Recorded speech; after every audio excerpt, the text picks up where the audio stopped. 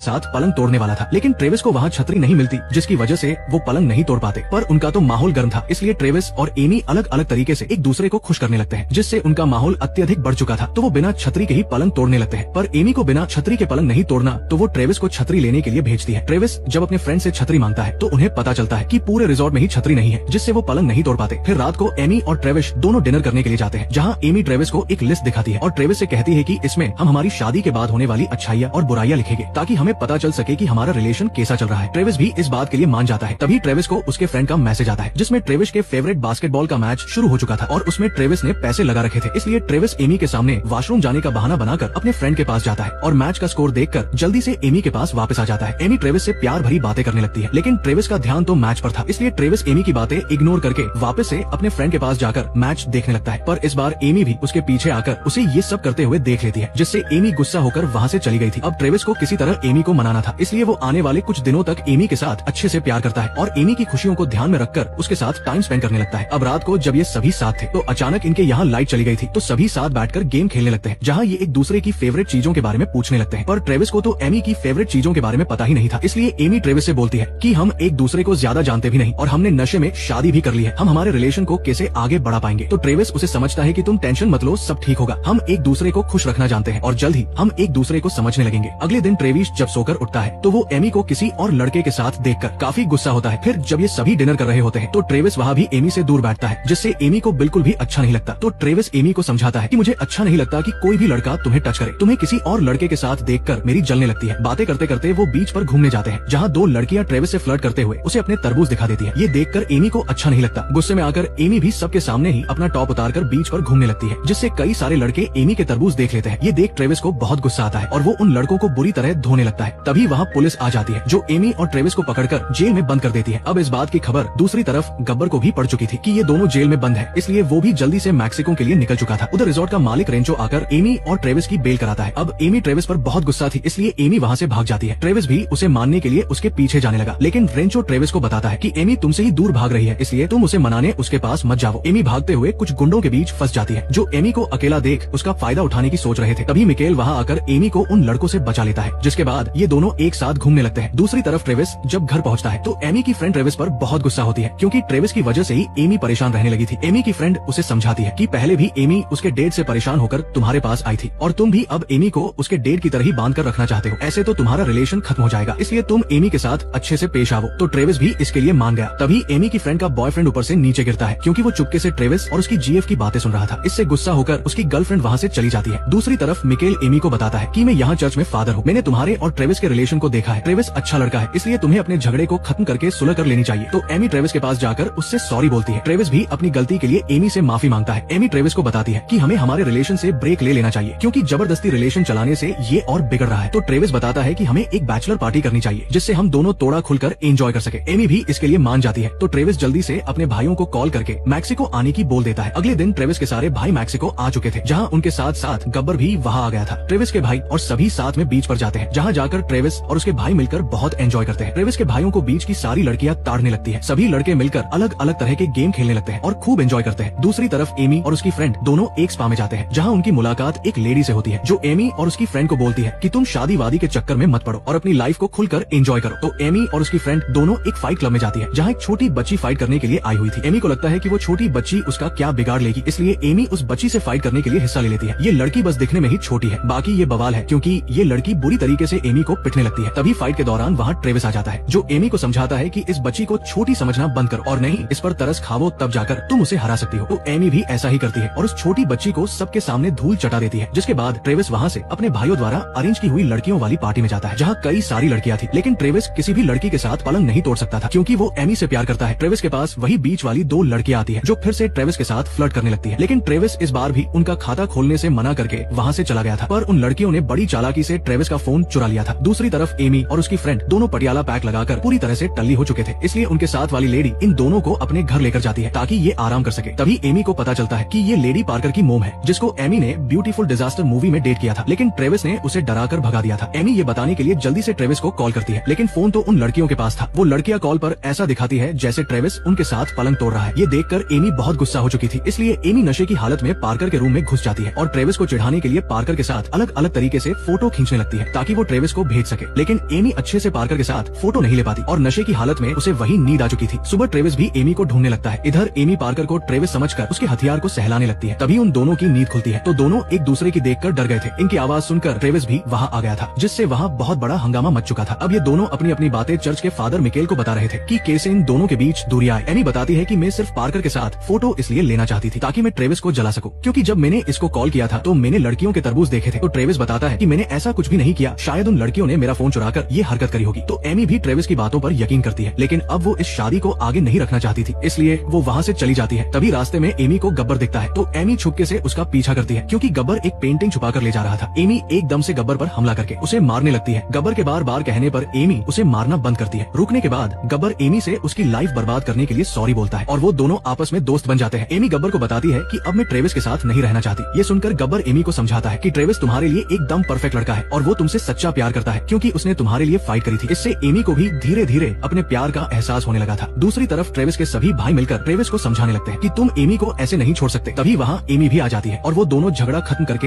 एक दूसरे को प्यार करने लगते हैं और लास्ट में वो दोनों शादी कर लेते हैं, जहाँ उनकी शादी में सभी लोग मौजूद होते हैं। और इसी के साथ यही इस मूवी की हैप्पी एंडिंग हो जाती है।